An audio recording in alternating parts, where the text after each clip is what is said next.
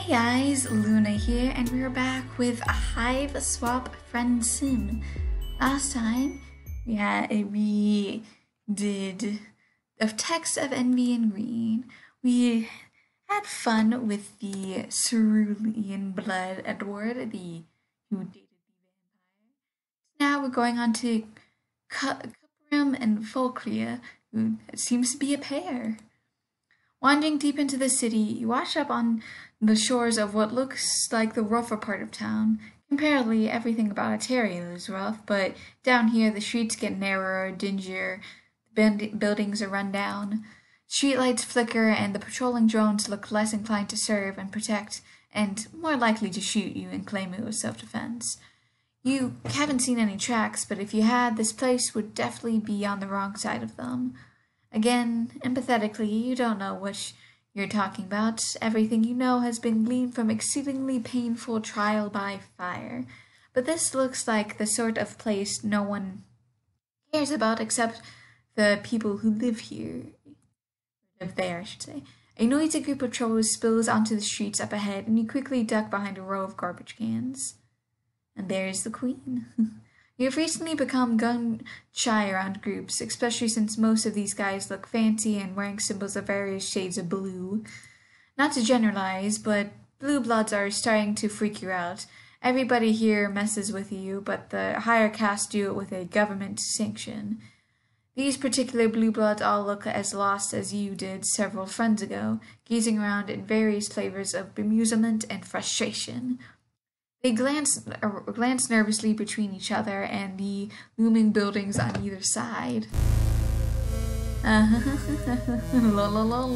With the jolt of adrenaline, you realize you aren't the only person hiding in a pile of garbage. There's actually someone else. Two someones, actually. What you initially take as one large lumpy troll resolves on a second glance as a girl and a boy.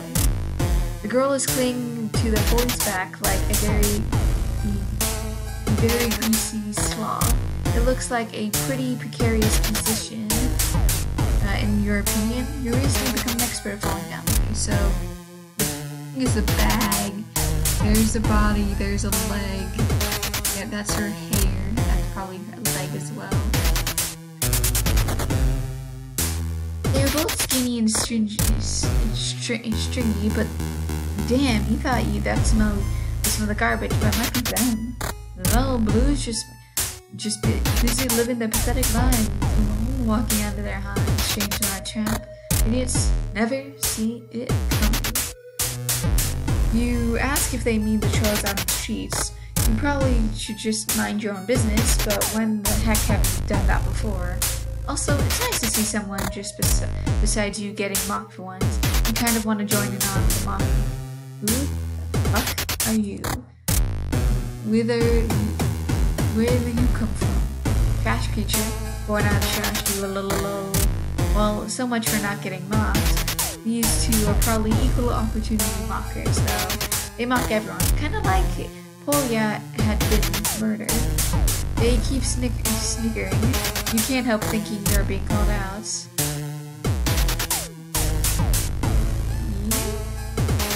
I'm just gonna stick up for myself. You put it to them offhandedly that perhaps it is they who are the trash creatures, since they are the ones who smell like they've been rolling in it for the past few days. For some reason, this makes them laugh even harder. Kuprum, check out the badass out here. And that motherfucker, freaky Colbait Nerdler talks back. Why don't you run away and cry about it? Yeah, go and tell your luscious on us. The girl tugged at the boy's hair, and then they were off, cackling and running up the street with a weird stumbling gasp. They leave you all lonesome, fresh friendship opportunities withering on the vine. Probably dodged a bullet, but you can't prevent the oncoming. Game over. It's for the best. Okay, take it lying down. You never thought about what a really sexual idiom that is. Regardless, you decide to swallow your protests. Oh yeah, because they are born out of trash creature. Regardless, you decide to swallow your protests. sexual also. Thanks, English language. You don't want to start a friendship with hostility. If you had parents, they would have told you that two wrongs don't make a right. You could argue with it isn't worth trying to befriend people who are open with insults, but that's just how people are here. You gotta roll with it or get out of town, and since you literally can't go anywhere, you'll just roll. And you really want more friends. Addiction is a powerful thing. You admit that you don't have a luscus and that you're pretty used to insult these days. You include an affectionate shrug to demonstrate just how easily everything rolls off your back. You add it in a contrite little kick at the pavement and hang your head, even if you aren't quite sure what you did wrong. Lo, rusty dunks on their own damn self. Don't have to do shit. This could be kinda relaxing for us. The girl turns her weird spidery face towards you. You should come hang out. Wait, what? Wanna hang out with this bottom beater? They look like a huge drag. I already had enough dead weight with your ass to drag around. Oh man, you really hit the jackpot with these guys. Few friends for the price of one. To answer your earlier question, that may have forgotten that Kuprum hacked their palm husk GPS to bring them down here. Idiots can't do shit without their fancy tech. The blue builds are all arguing now. Somebody throws a punch and you figure it's a good prank if you're a little mean-spirited. Folykl stops yanking at Kuprum's hair and looks at you. Wow, you really are pretty basic. Hey Kuprum. She gives his hair another yank. It's like reins in the smell of horse. Kuprum grins, showing up a big blunt teeth. He raises a hand and crackles with white-hot energy. Your stomach clenches and your feet leave the pavement just enough for your toes to drag along the ground as you float over to them. For a few seconds, you have zero control over your body. Kuprum lets you go and lands hard enough to your heels to make your ankles twinge. One of the flickering streetlights shine down on Folykl's face. What you had initially taken as deep-set eyes are actually no eyes. They are black holes in her face. It looks super creepy and also super painful. Yeah, so what? You would think I would just have eyes like some kind of horny? We never accuse her of that. This isn't really a word you have in your lexicon. Lol. He keeps doing that, saying the word instead of laughing. It's actually a hell of a power play. Goddamn idiot doesn't know a case of boy rot when they see it. Have you never met a gold blood before? So, their gold bloods are still. Yeah, but you aren't really sure of super accounts. They're an internet celebrity for one thing. For another, they have eyes. Well, one eye, and the other wasn't lost to boy rot, whatever the hell that is.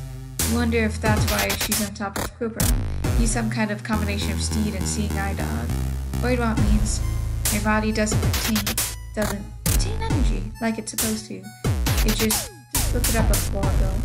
It means dying constantly, all the time.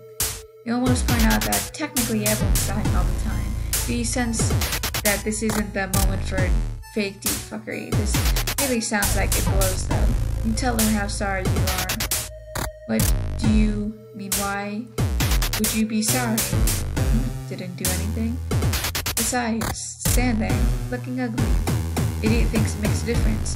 Like, what they think actually matters. Lol. Can't wait for Trizza to take this one down to the coal fields for a little R&R. Rest and relaxation? That sounds nice, actually. Rampage and rending. Wow, tears. You thinking we could get through a whole conversation without bringing up precious Trizza? Who's Trizza?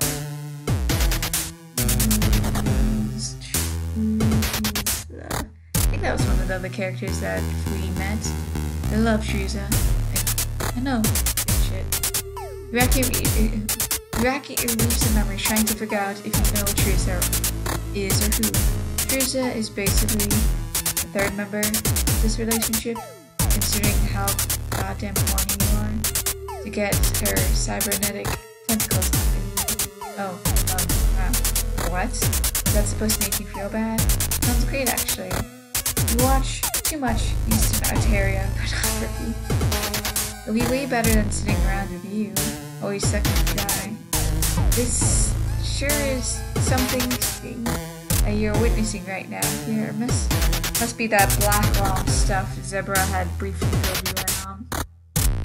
You cock a hip and compliment them on their obviously incredibly healthy pitch romance they're going on here. Because as everyone knows, there's nothing two people in the lovers spat like more than someone interrupting them to spout random bits of cultural knowledge. That separates them, metaphorically at least. Physically, Folykl stands clinging to Kuprum's back. Oh, we're pale. So pale. Oh, pale? That's a nice one. The petting one where you talk about your feelings and then don't have sex. What? You got something to say? So I think, so the flush one is a spade, so they're in the clubs.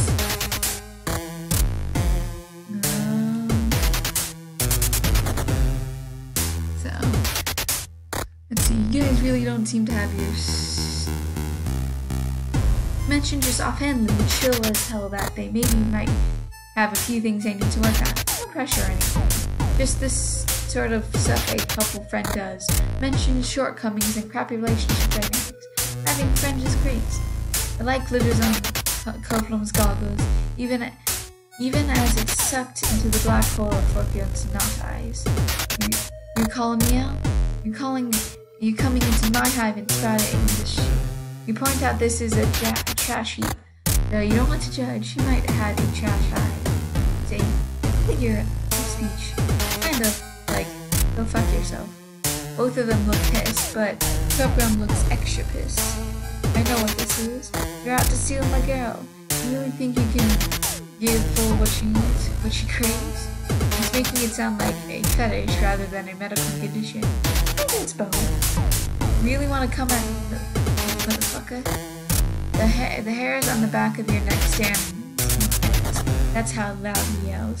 Maybe it's the crackles of energy slowly emanating from both his pores and building like a shine. At first you think it's just you're finally cracking under all the pressure, but it's really happening. The glow of white hot electricity rolls up his arms and shoulders and into Folykl, where it travels over the length of her body and centers where her eyes should be. She shivers and lets out a short, slightly rude sound. Veins tighten in Kuprum's wild hair. Man, you really shouldn't be watching this. You're blushing something fierce. But okay, you think what's going on? A kind of symbiosis. His energy overflows when he gets upset, and Folykl sucks up that energy to shoot his void rod. He is her giant battery. You remember Sigura mentioning that powerful goldbloods have a tendency to get harvested for their energy. Maybe Kuprum is the one of those powerful psychics. He wishes. Trizza's gonna chew him up and spit him out. And I'm really going to have to find another sucker to leech off of. Folykl is looking at you, considering. Well, you aren't really actually sure if she can see you. Definitely not with her eyes.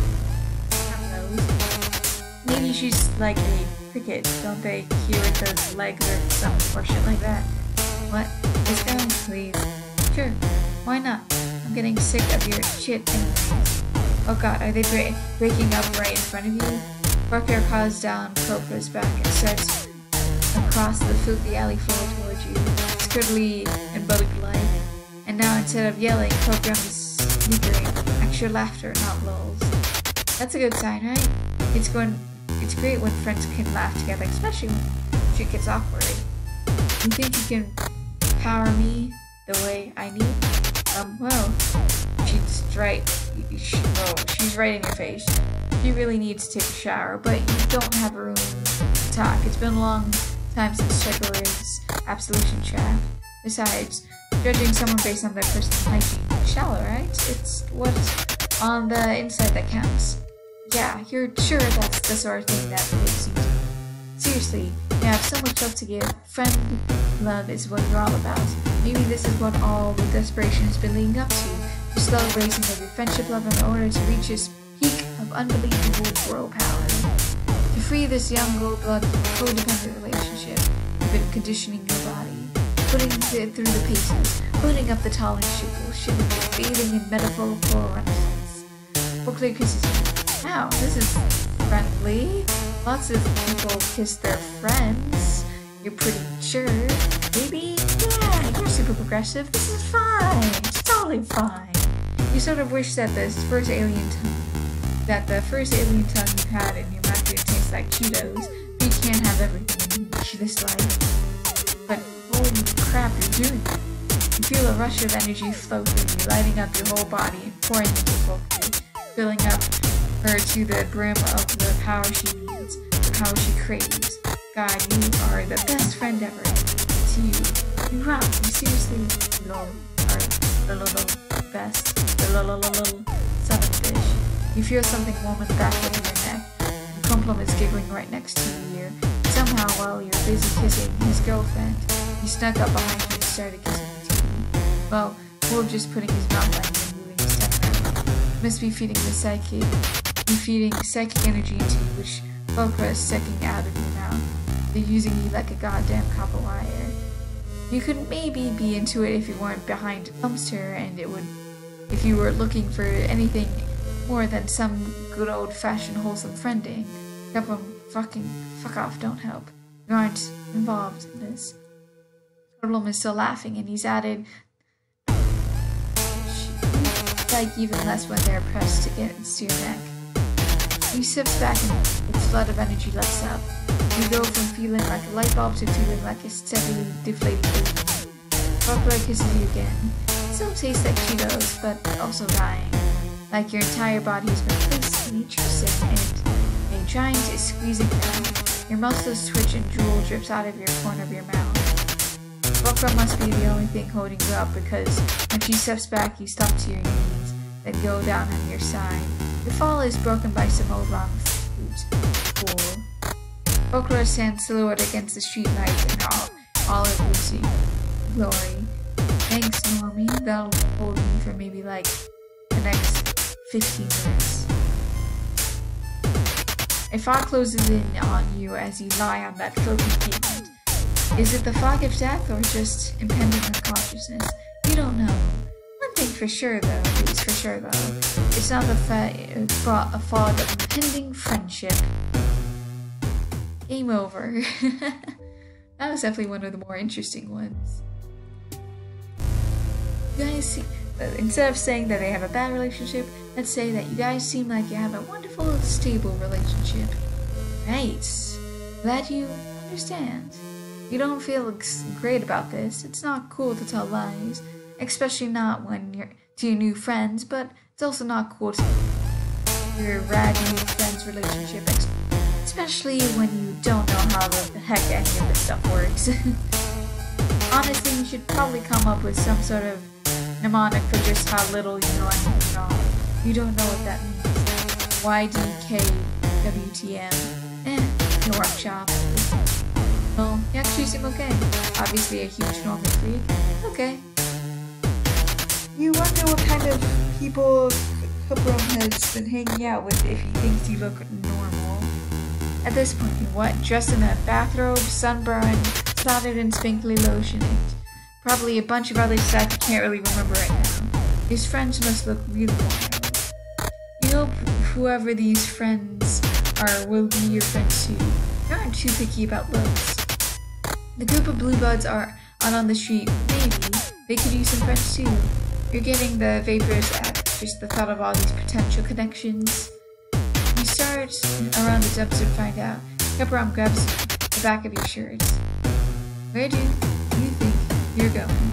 Idiot tries to make decisions for themselves. Decisions are bad. Nobody's fucking surprised. You point out very respectively that all these people look pretty lost and confused. You assume the prank is over now. Everyone can shake hands and go on as friends. This is idiotic considering you have learned about Altaria up until now. Now the prank is the war. It's not over until all of them are dead or crying. Okay, as long as you aren't the one dead or crying, none of the Highlands look too close to doing either though. They are standing in a clump in the center of the street, nervous but fine. This is just a minor, like a flat tire or spilled cup of coffee. They've been lured into the slums by some greasy nerds, but Folykl and Kuprum don't seem to plan on doing anything besides watching them and giggle. One of the blue butts, a smallish girl with a cerulean symbol on her hair clips, is standing a little apart from the group, furiously texting. TFW when dirty blue butts girl. The girl starts losing her cool. Should have not one of them would crack. Not sure what's going on. And YASWG. Some that phrase. Wiggler is calling the damn drones. Usually hardbloods wouldn't go running to them like that. Don't want to admit low bloods got one over them. When you get owned. Fucking own it. That could go on a t-shirt. Folykl and Kuprum seem bummed that their prank is going to end so fast and with so little damage done. The prank that everyone gets out of it rather relatively unscathed. Anything more and it becomes an assault. Overhead there is a roar and a clang. Loud, but not loud enough to prepare you for the damn flying bus coming in for landing out on the streets. Holy shit, you didn't think you've ever been so excited about public transportation.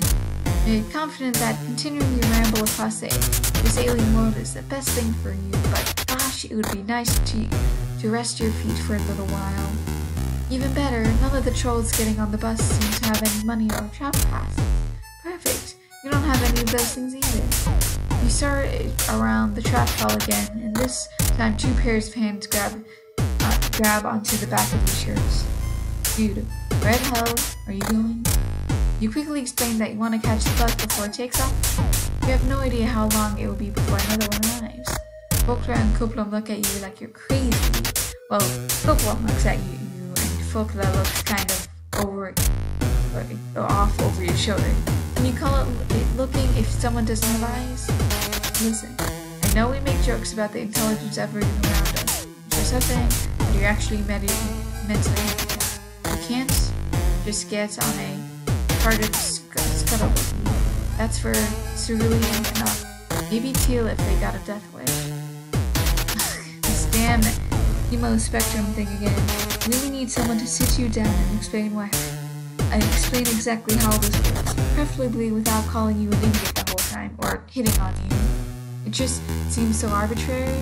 At least the oppressive power structure from your point makes sense. Oh, no they don't actually, but you're more used to them, which makes it much more better and more acceptable. Being back as all the blue bloods gets the push. To be fair, money rules the world, so if you have more money, you're more likely to be in control of stuff, which makes sense. I guess the blood kind of just determines how long you live, which is sort of like the money, I guess. It occurs to you that even though it was their prank that lured the blue bloods down here, Folykl and Kuprum had to watch it all unfold from behind the dumpster. They don't do anything at all. Not that you support just randomly attacking people in the street, but it's kind of fucked up that only a certain kind of violence is acceptable, aimed in a very specific direction. Judging how easily Kuprum picked you up with his brain, he could hold his own in a fight no problem. The bus takes off, blasting a backdraft that rattles the empty cans and crumples bits of garbage in the gutter. Stillness descends on the alley. Wow, that was but can't really judge it. Kuprum said they were calling the drones, but a busman said maybe calling the drones can mean a whole bunch of things.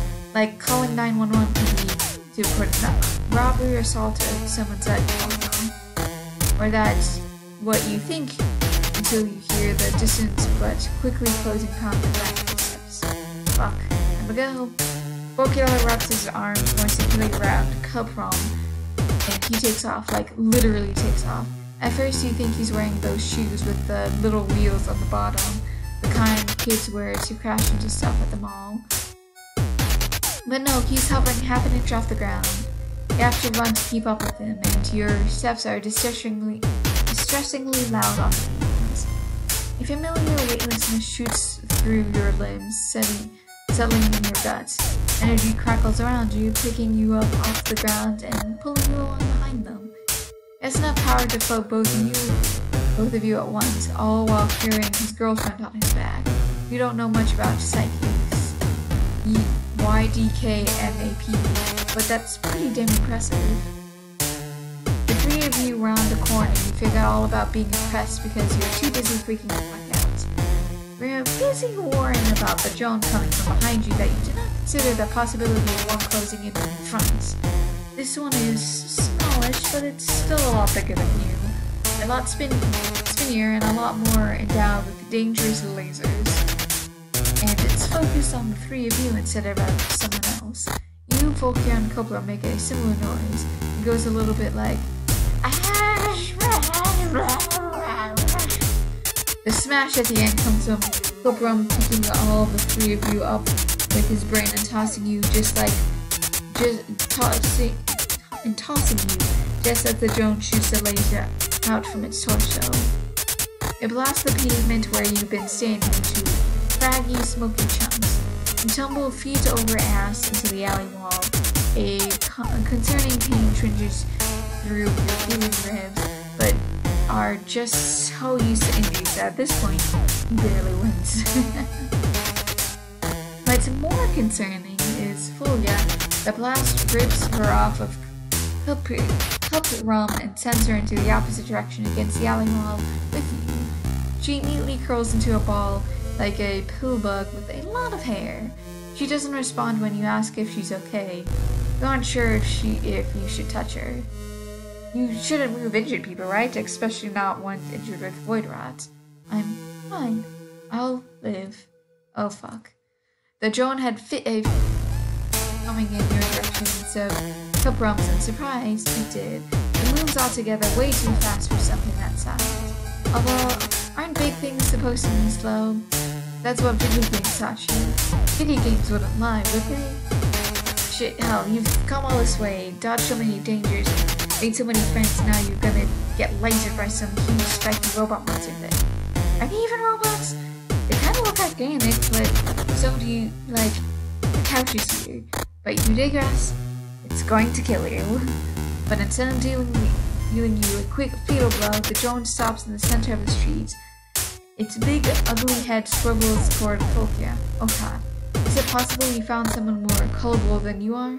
Altair definitely doesn't seem like a great place to be the weakest link. As usual, you are next to useless. All you can do is watch as the drones take heavy steps toward her.